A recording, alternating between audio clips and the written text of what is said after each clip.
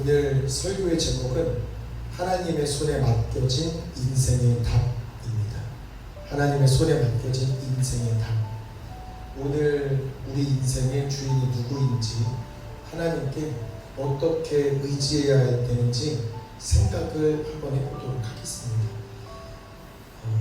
우리 인생에는 희노애락이 있습니다.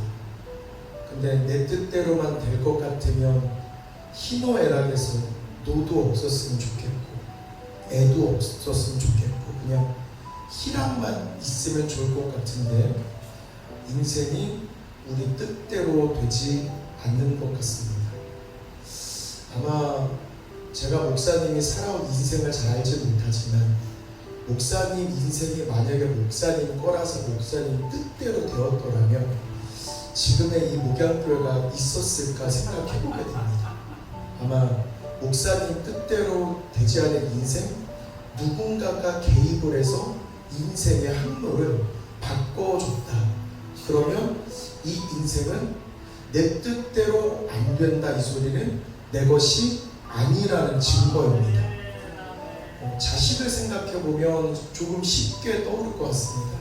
그냥 이렇게 공부 좀 했으면 좋겠고 신앙생활 잘했으면 좋겠는데 내 뜻대로 안 된다? 이 말은 자식도 내 것이 아니구나. 우리 심장도 안 아팠으면 좋겠고 관절도 안 아팠으면 좋겠고 머리도 안 아팠으면 좋겠는데 관절도 아프고 머리도 아프고 팔다리 다 아프고 이러면 내 뜻대로 참 안 되는구나. 그럼 내 몸도 내 것이 아니라는 증거입니다. 아내와 남편도 마찬가지입니다. 아내가 좀 일해줬으면 좋겠는데 혹은 남편이 일해줬으면 좋겠는데 늘 보면 아쉬운 게 한 개씩은 다 있는 거 보면 아마 그 배우자도 내 것이 아니라는 증거입니다. 그러면 내 것이 아니라면 주인이 분명히 있다라는 소리인데 우리 인생의 주인은 다름 아닌 하나님. 인생의 주인은 하나님이십니다. 우리를 지으신 사람이 있을 건데 우리를 지으신 그분이 누굴까 생각해보면 하나님입니다. 그리고 우리를 지으셨다라면 우리의 인생을 또 주관하시고 우리의 인생을 만드신 이도 계실 건데 이 역시도 하나님입니다. 그러면 내 삶에서 분명히 희노애락이 있는데 그 희노애락을 누가 주셨나 생각해보면 이 역시 하나님입니다. 일단 이것을 오늘 인정해야 새로운 변화가 생길 수가 있을 것 같습니다. 하늘도 달도 별도 우리가 어찌할 수 없는, 건드릴 수 없는 세상에 어떤 진리, 이치가 숨어져 있습니다. 그리고 하나님을 대적하는 그 누군가가 항상 근거로 들 때도 해와 달과 별, 우리는 하나님을 믿지 않아도 해와 달과 별의 모든 축복을 우리도 누리는데 너희가 하나님을 믿는, 너희는 하나님을 믿고 있지만 우리는 안 믿고 있지만 분명히 해와 달과 별, 이 모든 축복을 너희도 누리고 우리도 누리니 하나님 계시는 게 맞냐? 라고 이야기하는 게 안 믿는 사람들의 논리 중에 하나입니다. 그런데 분명히 그 하늘과 달과 별 그리고 우리가 호흡하는 것, 우리 심장이 뛰는 것 우리가 다 어찌할 수 없습니다. 이 말은 우리가 주인이 아니고 그것의 주인은 반드시 있습니다. 어떤 물체가 있는데 사람이 없다? 그럴 수는 없습니다. 누군가가 만들지 않고서는 무언가가 생겨날 수가 없는 겁니다. 예를 들어서 테이블에 음식이 있다라면 이 음식은 누군가가 만든 것일 겁니다. 오늘 점심에 반찬이 쫙 맛있게 딱 나오면 이 반찬을 위해서 누군가의 수고가 있었기 때문에 그 반찬이 지금 있는 겁니다. 그러면 이 반찬을 통해서 아하, 누군가가 있구나라는 걸 우리는 생각을 하는 겁니다. 근데 하늘도 달도 별도 내 심장도 내 호흡도 내가 어찌할 수 없다? 이 말은 아하, 하나님이 지금도 역사하시는구나. 내 심장이 지금 이렇게 뛰고 있는 건 하나님이 지금도 역사하시는구나. 자고 일어났는데 내 호흡이 붙어 있구나. 하나님이 지금도 역사하시는구나. 비록 내 몸이 아플지라도 내 심장이 뛰고 내가 호흡하고 있다, 이 말은 하나님이 지금도 역사하시는구나. 그렇기 때문에 내 인생 내 뜻대로 안 되기 때문에 우리는 하나님께 의지할 수밖에 없는 존재구나. 내 인생이 내 뜻대로 됐다라면 우리는 아마 기도 안 했을 겁니다. 내 뜻대로 분명히 이게 된다라면 우리는 기도 안 했을 겁니다. 근데 인생이 내 뜻대로 되지 않았기 때문에 우리는 하나님께 의지하는데 참 신기합니다. 인생이 내 것이라면 내가 알아서 했을 건데 피조물인 우리는 누가 알려주지 않아도 인생이 뜻대로 안 되면 다른 누군가에게 의지를 하는데 그 다른 누군가가 있음을 하나님을 모르는 자들도 압니다. 예를 들어서 중국의 철학자 공자가 이런 말을 했답니다. 순천자는 존하고 역천자는 망한다. 공자는 공부를 아주 많이 한 철학자인데 하나님의 존재는 모르나 분명히 하늘의 개념이고 우리를 주관한 누군가는 있는데 그 하나님의 존재를 몰랐던 것 같습니다. 근데 이 공자가 만약에 성경을 접하고 성경 기반으로 순천자는 존하고 역천자는 망한다, 이 얘기를 성경 기반으로 영적인 눈으로 이야기하면 이렇게 될 것 같습니다. 하나님께 순종하는 자는 죽어도 살겠고 하나님께 거역하는 자는 영원히 죽으리라. 우리 인생은 하나님의 것이고 하나님께 부여받은 내 인생을 관리하는 그냥 청지기로서 우리는 지금 살고 있는 겁니다. 그리고 이제 심판대 가는 그날까지 우리가 우리 인생에 어떤 거를 채우든지 관리자로서 하나님이 이제 보시는 겁니다. 그렇기 때문에 우리는 살아가면서 우리 인생에 하나님께 순종하고 하나님이 기뻐하시는 행동만을 우리 인생에 집어넣어야 됩니다.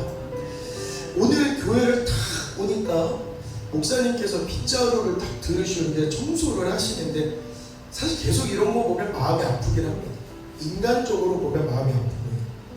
심지어 이명자 집사님 바닥에 털썩 앉아서 교회를 이렇게 닦았다라고 하는데 닦고 계시는 모습을 제가 들어오자마자 봤습니다. 이러면 마음이 아픕니다. 그리고 김장로님, 박장로님이 이 변기 그 무거운 젊은 사람도 들기 무거운 것을 두 분이 드시는데 이런 게 그냥 마음이 아픕니다. 어제 온 교인들 식사를 하기 위해서 권사님께서 반찬을 하셨답니다. 이런 말씀을 들어도 감사한 것도 있지만 마음이 많이 아픕니다. 그리고 저는 호성도님이 아프다고 생각을 해본 적은 없지만 그럼에도 불구하고 계단을 올라오시면서 이렇게 같이 인사하고 이럴 때마다 마음속이 막 아픕니다. 진짜 계속 아픕니다. 그리고 저희 어머니께서 교회 가장 지저분한 지하실과 화장실 청소를 도맡아 하시는 것도 인간적으로는 마음이 아픕니다. 근데 하지 말라는 말씀은 안 했습니다. 저희 어머니한테도 부탁드린 건 어머니이기 때문에 부탁드렸던 것 같습니다. 아마 어머니가 아니라 남이었다라면 쉽게 부탁을 못할 건데 자녀로서 일평생 동안 어머니께서 화장실 청소를 도맡아 하셨으면 좋겠고 가장 낮은 그곳에 어머니가 계셨으면 좋겠다. 왜 그랬으면 좋겠니? 라고 이렇게 묻길래 엄마의 그런 헌신으로 인해서 자녀가 잘 된 겁니다. 우리가 이렇게 살아가면 하나님께서 지켜주시고 도와주시고도 있지만 어린 우리가 어머니의 보호 아래서 이렇게 성장할 수 있었던 건 모든 힘은 어머니의 믿음입니다. 그래서 그 가장 낮은 자리에 앉아서 화장실을 안방보다도 깨끗하게 하는 그 역할을 평생 하셨으면 좋겠다. 그래서 성도님도 어떻게 될지 모르겠습니다만 교회가 너무 들어오면 이명재 스님이 또 바닥에 앉아 계실 때 저는 말리지는 않을 겁니다. 그리고 전교인의 식사를 맛있는 걸 해주기 위해서 그 사랑 넘치게 요리를 하고 힘든 몸으로 아마 계단을 올라오셨을 겁니다. 분명히 귀한 시간 내서 땀 흘리면서 요리를 하셨을 겁니다. 힘든 거 알면서도 저는 말리지는 않겠습니다. 왜 그러냐면 그 인생에 하나님이 보시에 아주 아름다운 모습이 인생의 기록이 되는 것임이 그렇기 때문에 저 하늘나라의 상급이 차곡차곡 쌓이는 행동이기 때문에 저는 말리지는 않을 겁니다. 그렇기 때문에 이렇게 우리가 하는 건 우리 인생의 내 것. 만약에 내 거라면 그와 같은 행동을 하지 않을 건데 우리 인생은 하나님의 것이기 때문에 하나님이 기뻐하시는 거면 나이를 막론하고 그냥 하는 겁니다. 하나님이 기뻐하시는 거라면 내 몸이 불편해도 하나님이 기뻐하시니까 그냥 하는 겁니다. 젊은 제 눈으로 보기에 억장은 무너지고 마음이 많이 아픕니다. 많이 아프나 그래도 하나님은 흐뭇하게 바라봐 주실 것이고 하나님께서 이 모든 상황을 역전시켜 주실 거라고 저는 생각합니다. 아까 전에 말씀드린 것처럼 이렇게 교회가 깨끗합니다. 교회가 깨끗한 건 이 깨끗함 뒤에는 누가 있다라는 말입니다. 어제 퇴근하고 보니까 식탁에 문어도 있고 전복도 있고 된장찌개도 있고 맛있는 사내진미가 착 있다라는 소리는 아마 제 아내가 이걸 차리기 이전에 요리를 했던 것입니다. 그리고 교회에 예를 들어 쓰레기가 있던 자리에 쓰레기가 없어졌다라면 누군가가 있다라는 겁니다. 멋진 그림이 있다라는 건 그 멋진 그림 뒤에 누군가가 있다라는 겁니다. 근데 화가보다도 요리사보다도 더 뛰어난 하나님이 인간을 만들었고 이 인간 같이 있는 인생도 하나님께서 만들어 주셨습니다. 그렇기 때문에 우리 인생은 하나님께서 만드신 인생인데 참 신기한 건 하나님께서 만드셨기 때문에 기분 좋은 일만 있으면 좋을 것 같은데 오늘 시편 73편의 아삽은 쉽지 않은 인생을 산 것 같습니다. 분명히 아삽은 찬양 인도자입니다. 왕이 지명한 이스라엘을 대표하는 찬양 인도자입니다. 찬양 인도자. 그리고 아마 영감이 엄청나고 믿음이 엄청난 것 같습니다. 왜 그러냐면 하나님께 영감을 받아서 시편을 쓴 시편의 저자이기 때문입니다. 근데 분명히 디모데후서에서는 이런 말씀하셨습니다.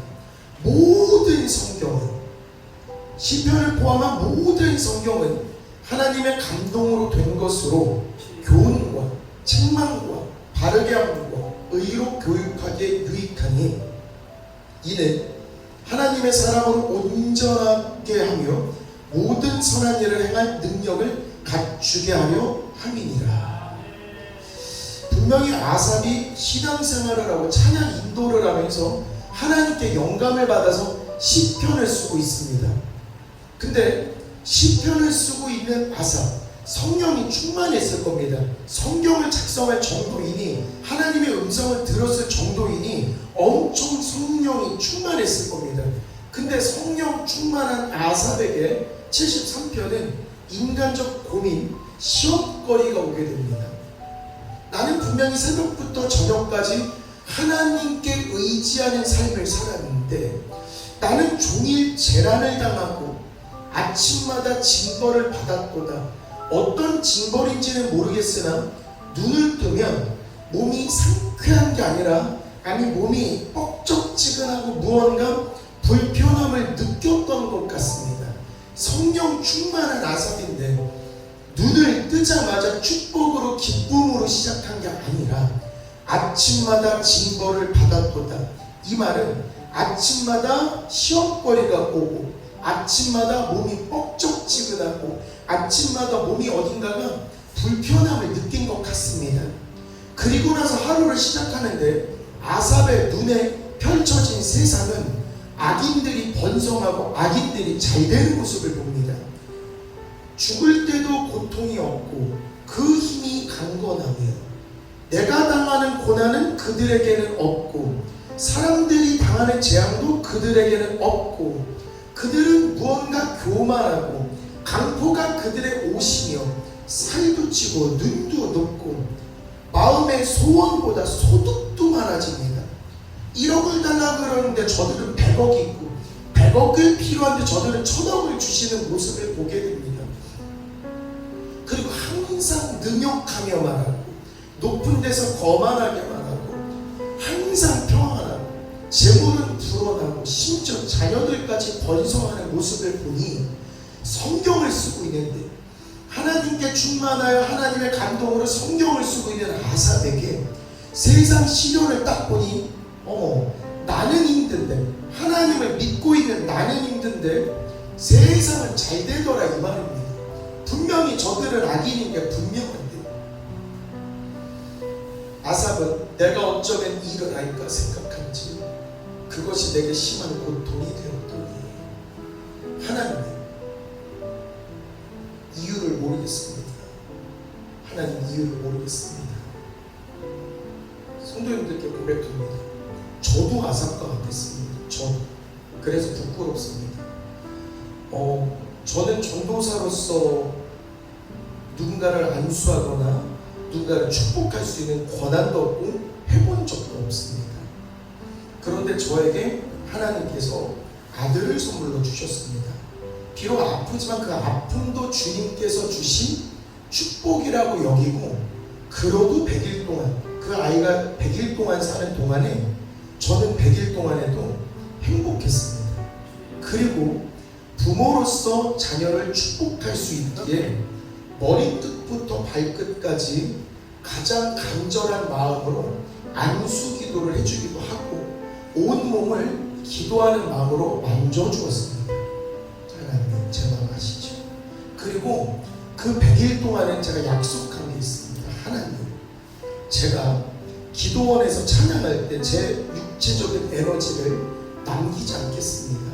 하나님 제 몸이 부서져라 찬양하고 제가 비록 이 재단에서 쓰러질지라도 하나님 제 모든 것들을 드릴 테니 저에게 올 축복을 우리 아들에게 함께 부어주셔서 저처럼 이렇게 뛰며 찬양하는 그날이 올 수 있게끔 하여 주시옵소서. 그래서 항상 기도했습니다.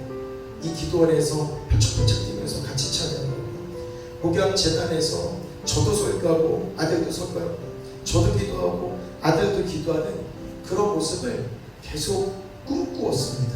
물론 하나님의 뜻은 인간의 뜻보다 더 뛰어나서 부모로서도 고통이 덜하고 아들도 고통이 더한 그곳이 하늘나라니 하나님 보시기에는 이게 최적의 선택이라고 해서 데려가셨습니다.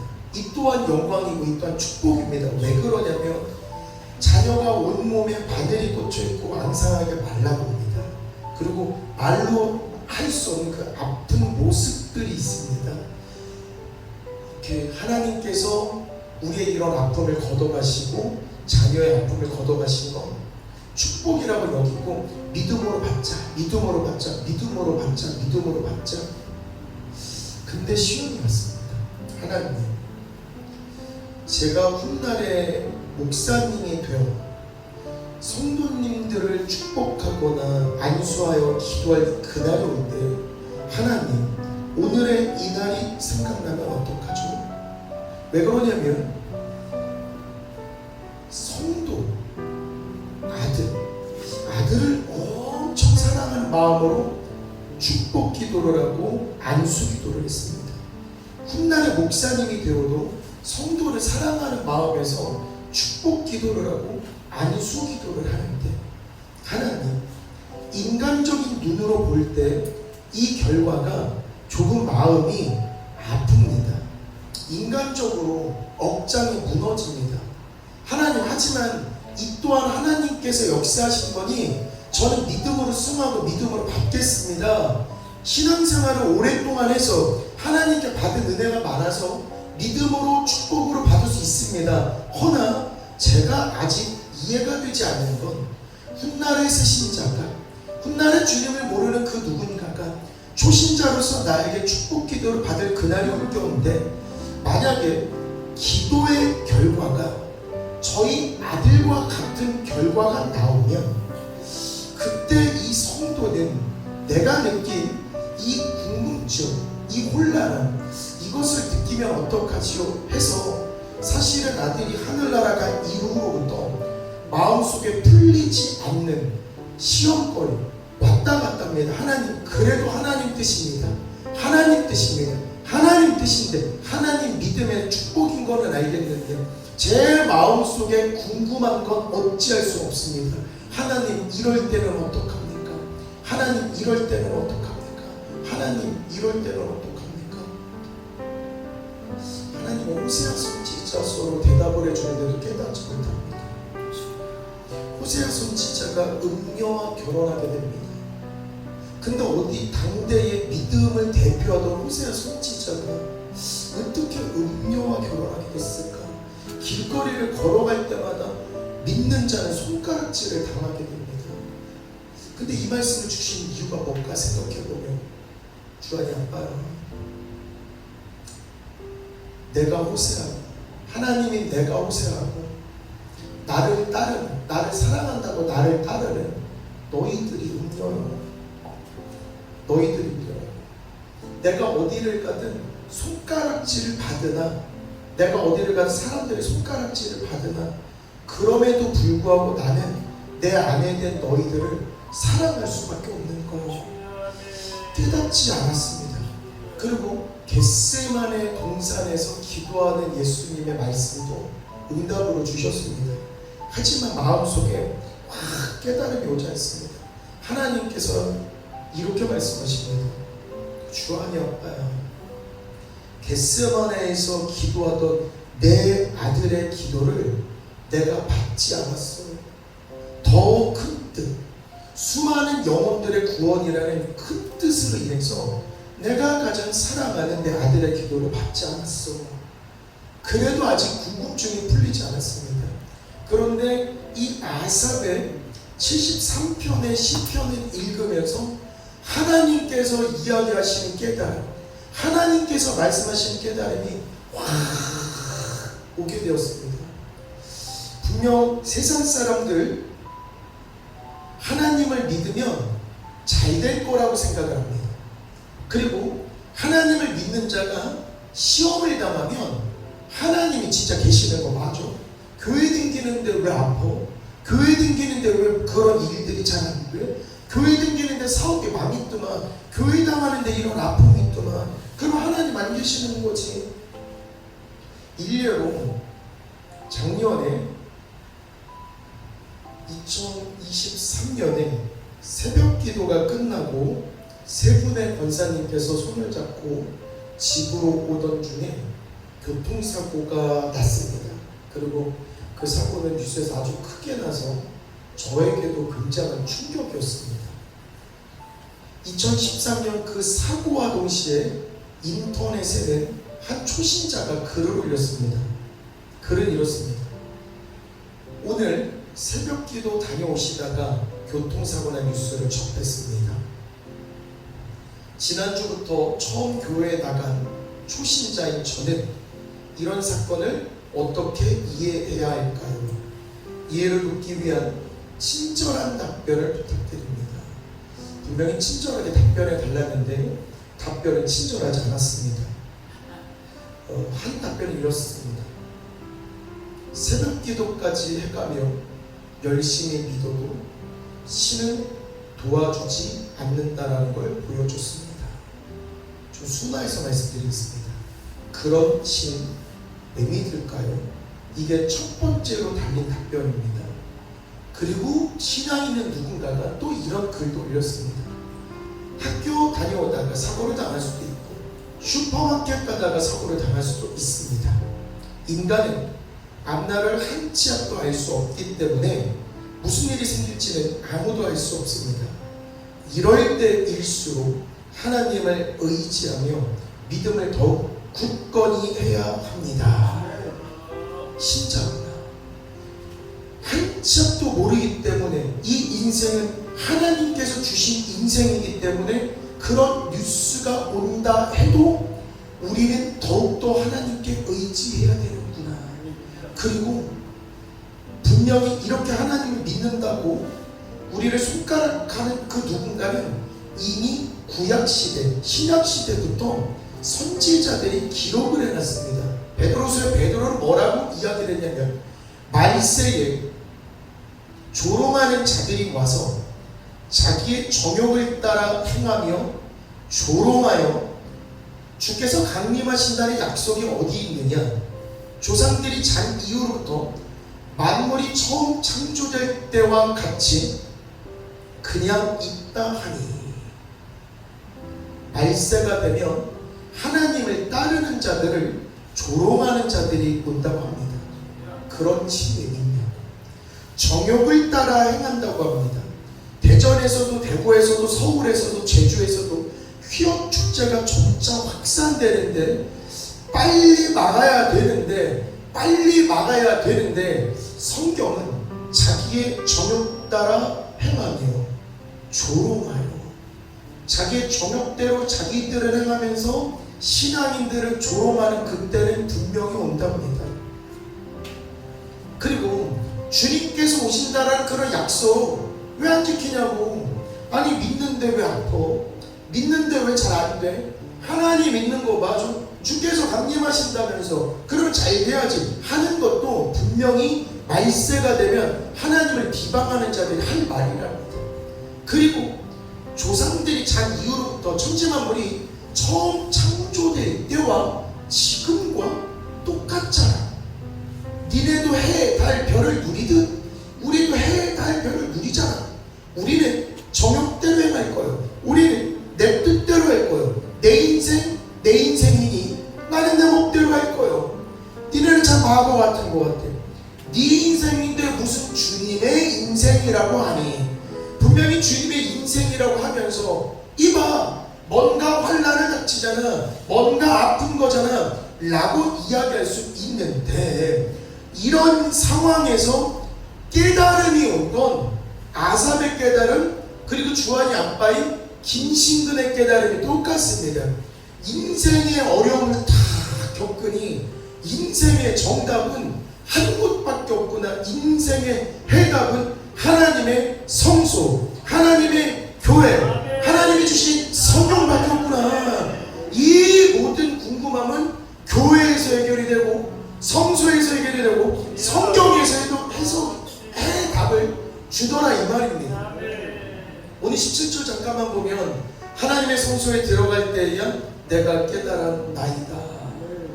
하나님의 성소에 들어가면 하나님께서 깨닫게 해주시고, 성소가 아닌 나의 처소에서는 하나님의 말씀을 기록한 성경을 주셨습니다. 우리가 진짜 힘들 때에 교회에 와서 기도할 때 하나님께서 우리를 위로해 주실 것이고, 혹은 성소에 나오지 못할 때에 내 처소에서 말씀을 읽고 말씀을 묵상하고 말씀을 필사하면서 하나님을 만나는 그 순간이 진짜 복이구나. 예배할 때에 하나님께서 알려주시고, 기도할 때에 하나님께서 일해주시고 도와주시고, 예배할 때마다 아픈 자들을 위로하여 주시고, 하나님 일어날 때마다 내가 재앙을 당하는 것처럼 온몸이 쑤시고 뻑적지근합니다. 이 말과 동시에 그럼에도 불구하고 기도로 하루를 시작할 수 있는 이게 축복이구나. 내가 몸이 비록 아플지언정 내 육신에 의지하지 않고 몸의 아픔을 통하여서 하나님을 부여잡을 수 있다라는 것, 이 모든 것이 축복이구나. 삶이 지치고 삶이 고나고 비록 인생이 조금 힘들지라도 주님께서 나와 함께 하신다, 그러면 복이 되는 것입니다. 그리고 주님이 만드신 내 인생에는 주님만 계시면 됩니다. 내 인생에 주님만 계시면 되고 주님만 함께 하시면 되는 겁니다. 내 인생이 내 인생이 아니고 내 인생이 주님께서 부여한 인생이라면 나는 어찌 되더라도 주님만 계시고 부품으로 살고 있는 나는, 청지기로 살고 있는 나는 주인단 하나님께만 말씀만 드리면 됩니다.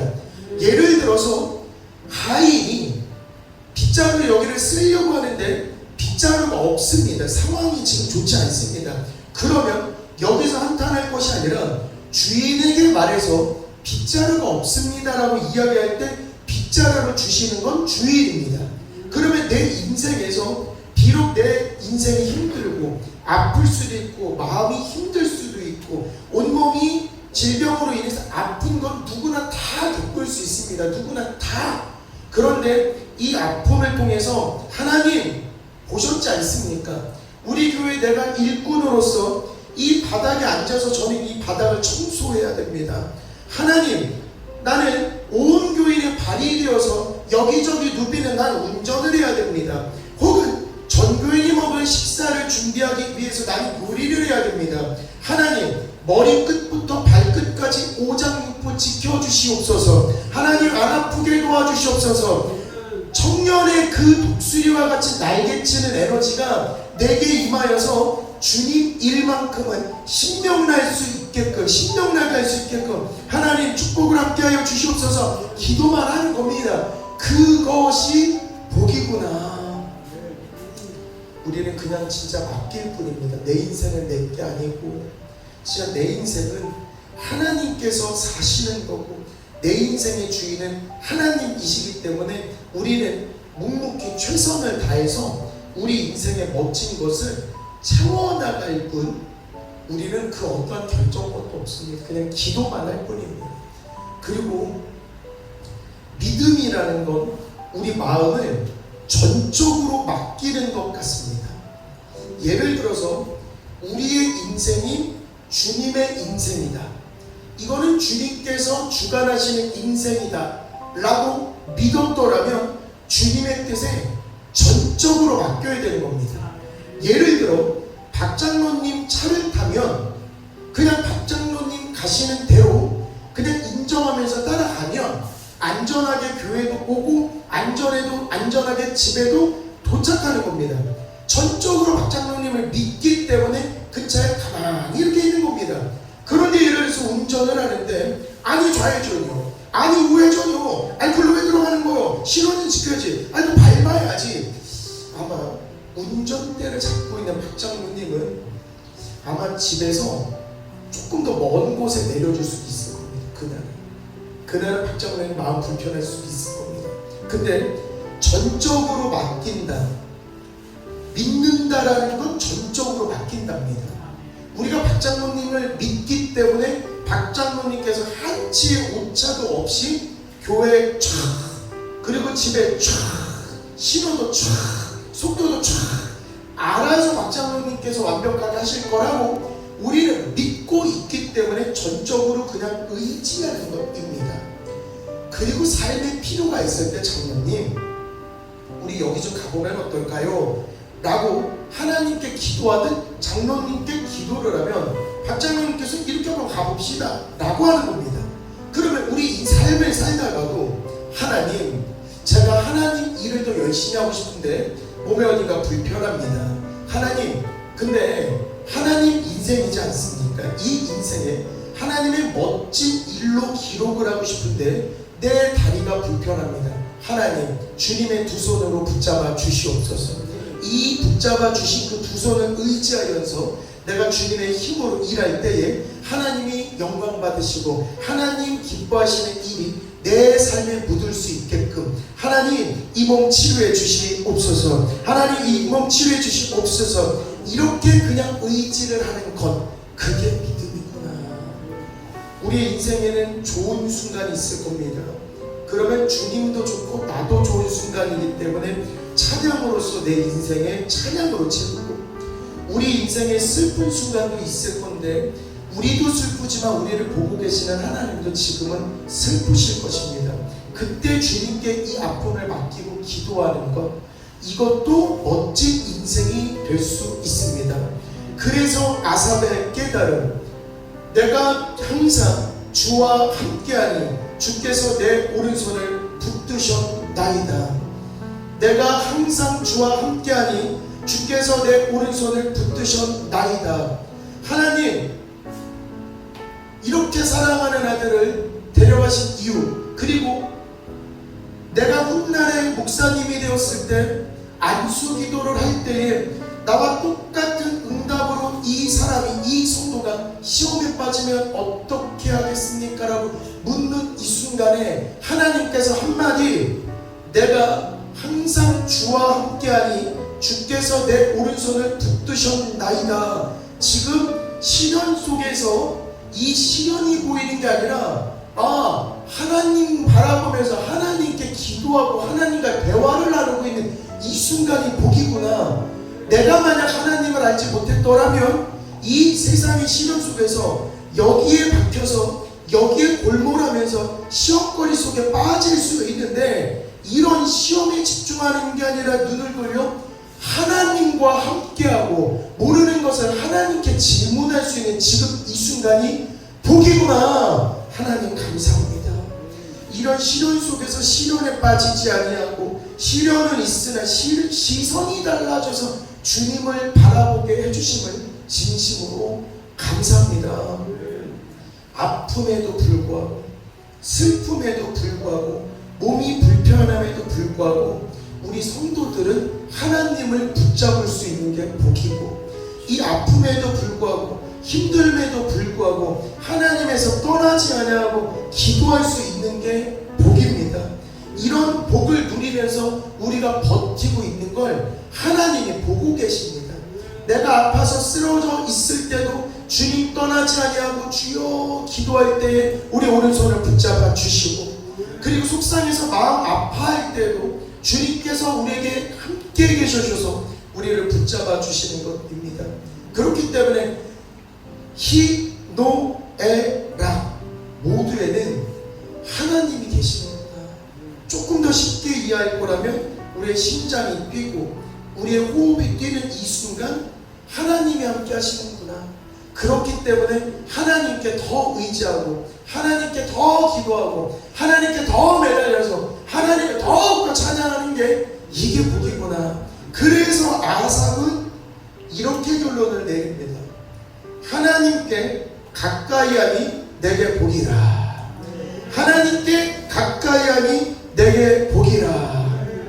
우리 찬양 한 곡으로 하나님과 함께하는 게 진짜 복이라는 걸 찬송을 통해서 깨닫고, 축복이라는 걸 우리가 다시 한번 깨닫고 하나님한테 감사드리는 시간을 가지면 좋을 것 같습니다.